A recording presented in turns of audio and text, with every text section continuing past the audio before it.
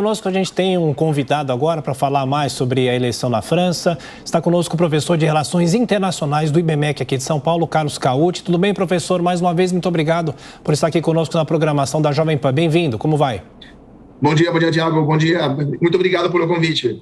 Nós que agradecemos. Professor, estávamos discutindo aqui o futuro da União Europeia. Até que ponto essa eleição na França pode ser decisiva para decisões importantes da União Europeia? A gente até falava sobre o Reino Unido, que saiu da União Europeia, pelo menos do ponto de vista mais formal, não é? Será que a França pode tomar o mesmo caminho, dependendo do presidente ou não, professor? É muito difícil, Thiago, porque se a França sair da União Europeia, acabou a União Europeia. A União Europeia surgiu para tentar evitar um novo conflito entre a França e a Alemanha, que são os maiores países em termos demográficos, em termos econômicos, e sem o Reino Unido, a União Europeia sobrevive, mesmo que muito mais fragilizada. Sem a França, a União Europeia acaba. Então, é muito difícil que isso aconteça. A própria Marine Le Pen, no passado, apresentava essa proposta no programa dela de saída da França da União Europeia, agora moderou um pouco os termos e fala mais de saída do euro, né? Mas mesmo assim seria muito complicado uma saída da moeda única. Então, os próprios franceses sabem que isso não somente não é possível, mas também seria deletério para a própria economia francesa, que é muito integrada com a economia do resto da Europa. Agora, que existe um mal-estar na França por causa de políticas decididas em Bruxelas por parte de burocratas que não são eleitos e que acabam não respondendo para os cidadãos, isso de fato é verdade, e boa parte do eleitorado que hoje vai votar em Marine Le Pen, que não é somente de direita, mas muitos são até de esquerda, mas que sentem esse mal-estar, muita parte desse eleitorado, de fato, é contra a União Europeia, assim como a gente a conhece hoje, e pelo menos pede uma reforma da União Europeia. Professor, os nossos comentaristas vão fazer perguntas para o senhor, mas primeiro a pergunta do Luca Bassani, nosso correspondente que está acompanhando tudo de perto. Luca, sua pergunta para o professor.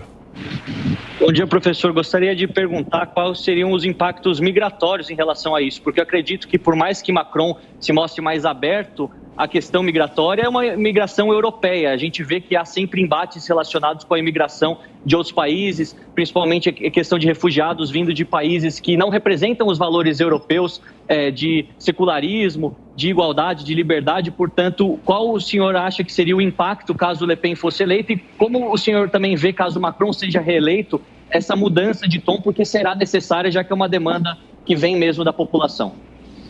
Não, de fato, essa é uma demanda e um problema na França. A migração é um problema não só na França, na Europa inteira. A Marine Le Pen, com certeza, vai fechar mais as fronteiras, vai deixar mais difícil, até impossível, a imigração na França, como é previsto no programa dela.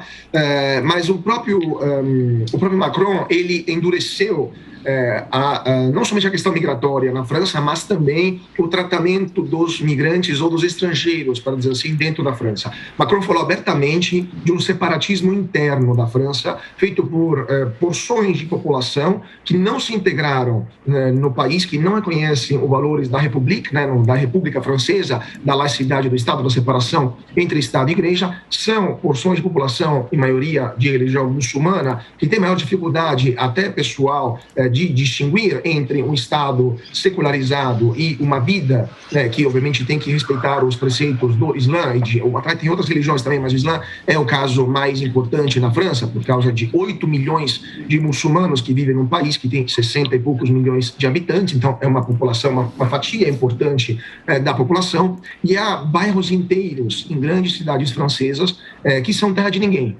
São lugares onde a polícia não entra, são lugares onde, de fato, não se aplica a lei francesa, são lugares onde, de fato, há um separatismo interno ao país, que Macron não pode tolerar, porque, obviamente, não é somente uma questão, vamos dizer assim, cultural, religiosa, mas se torna uma questão também de segurança pública e uma questão política, e, de fato, isso levou o governo francês atual, que, por sinal, é um governo de tendência liberal, a endurecer as leis contra esse tipo de comportamento e considerar inaceitável esse tipo de separatismo entre parte da população que não se reconhece na República, nos valores da República, e o resto do país. Por isso, mesmo que Macron ganhe, ele primeiramente vai considerar que mais de 40% da população votou na Marine Le Pen, mesmo que ela vai perder. Então temos uma fatia importante da população francesa que se reconhece nas propostas da Le Pen. Ele não pode desconsiderar isso, e ao mesmo tempo ele sabe que existe um problema prático na França de retomada do controle,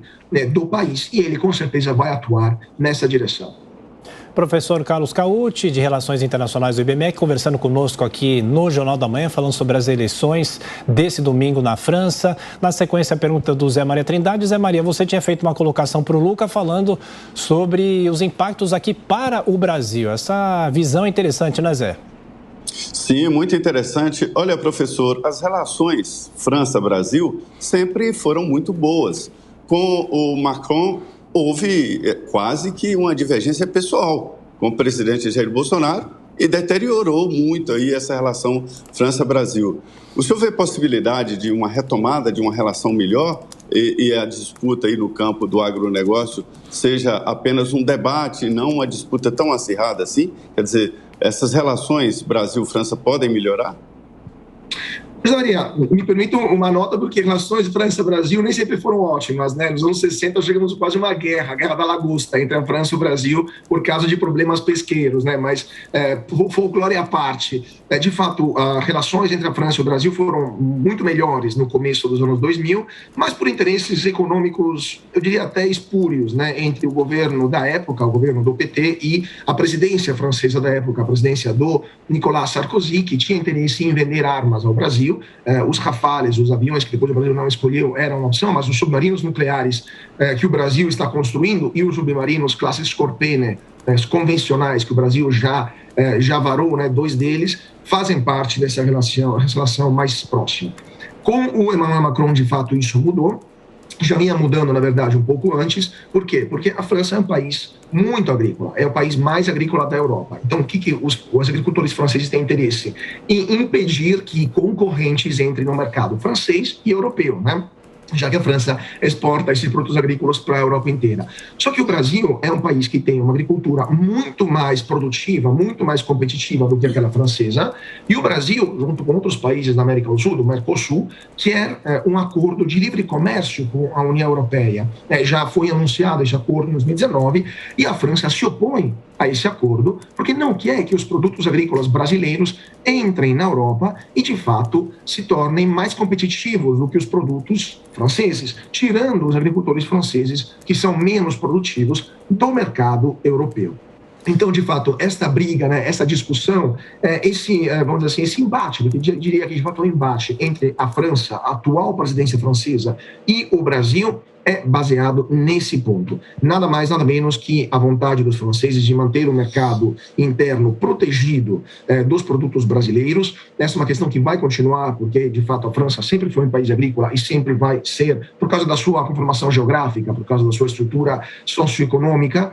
A única mudança que a gente pode ver é se os outros países da União Europeia que querem esse acordo com o Mercosul, porque, de fato, eles vão poder exportar para cá produtos industriais, eles vão poder ter acesso ao mercado muito grande como o brasileiro, mas também no caso da Argentina, do Uruguai e do Paraguai, se os outros países fizerem pressão em cima da França para mudar esta posição. Aqui na América do Sul, a gente tem, por outro lado, nossa França, que é a Argentina, que também não quer esse acordo porque não quer a concorrência dos produtos europeus.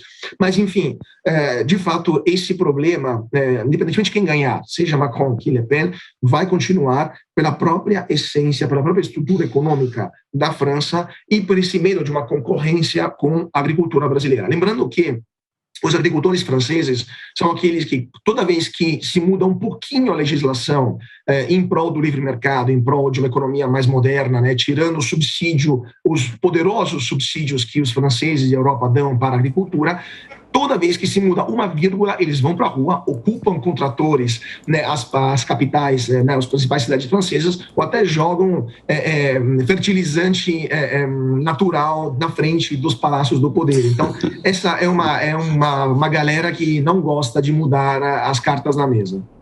Professor Carlos Cauti, agora a pergunta do Roberto Mota para você. Roberto, que também participa do Jornal da Manhã.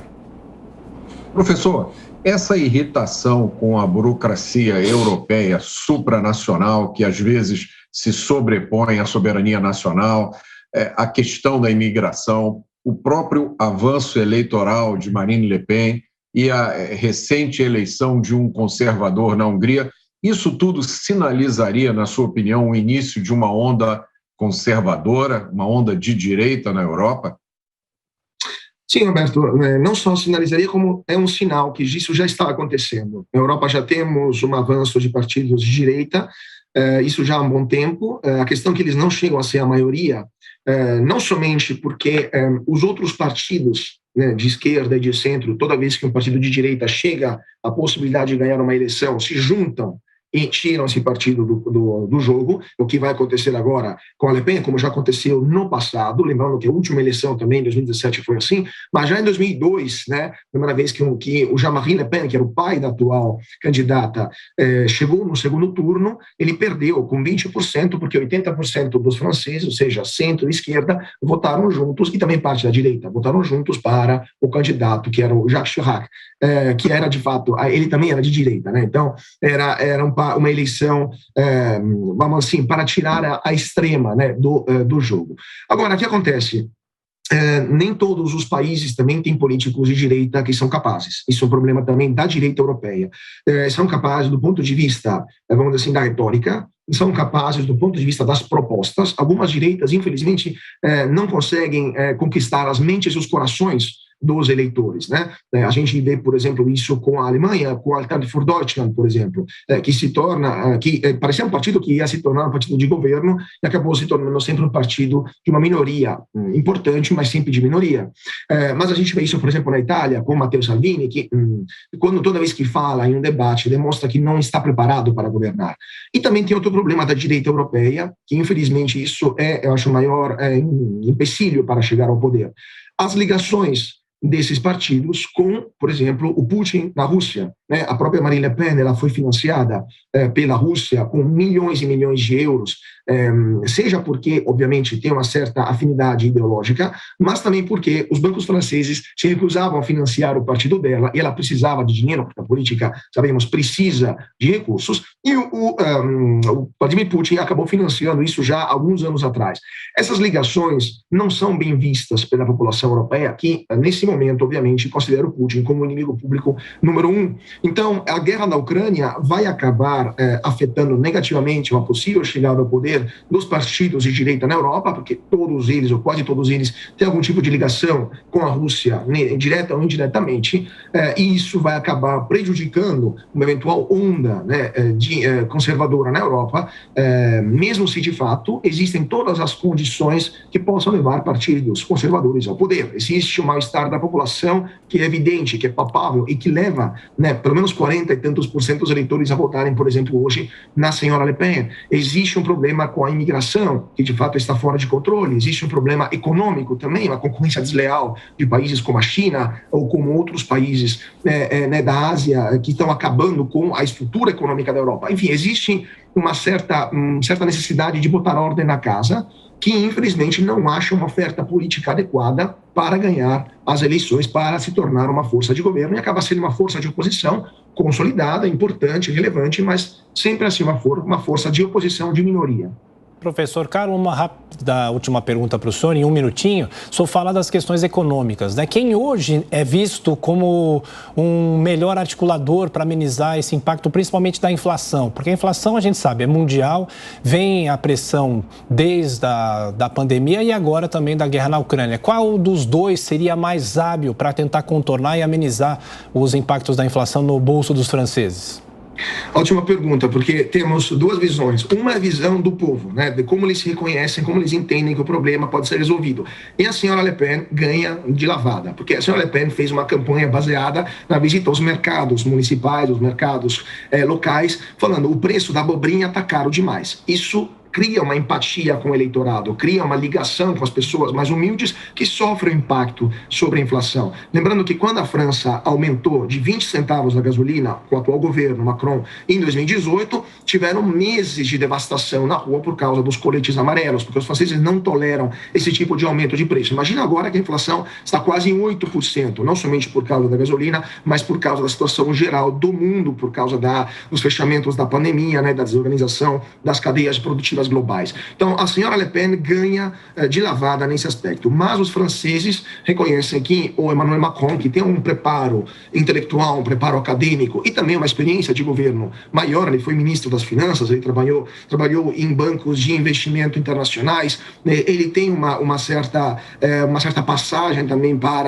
entre os ambientes de governo, ele tem mais a capacidade técnica de enfrentar o problema. A questão é que ele, segundo muitos franceses, não está fazendo isso como deveria ser feito, não está atuando de forma incisiva e está aumentando esse mal-estar da população. Lembrando que a França é um país enorme para os padrões europeus e é feito composto por milhares de pequenas prefeituras, pequenos vilarejos que não têm uma ligação, muitas vezes, de trem ou de transporte público. Então, as pessoas, para ir trabalhar na cidade grande, precisam, por exemplo, pegar o carro e se deslocar. Então, o aumento da gasolina, como a gente está vendo agora na Europa, é um problema para essas pessoas que não conseguem mais chegar até o final do mês, porque tem salários pequenos, salários modestos, e isso acaba afetando o teor de vida, o padrão de vida diretamente de milhões e milhões de franceses. Então, é um problema prático, é um problema direto, é um problema da vida cotidiana de pessoas que não são acostumadas, diferente daqui do Brasil, a lidar com uma inflação mais ou menos elevada. Aqui no Brasil, uma inflação entre 5% e até 10% ao ano é algo que a gente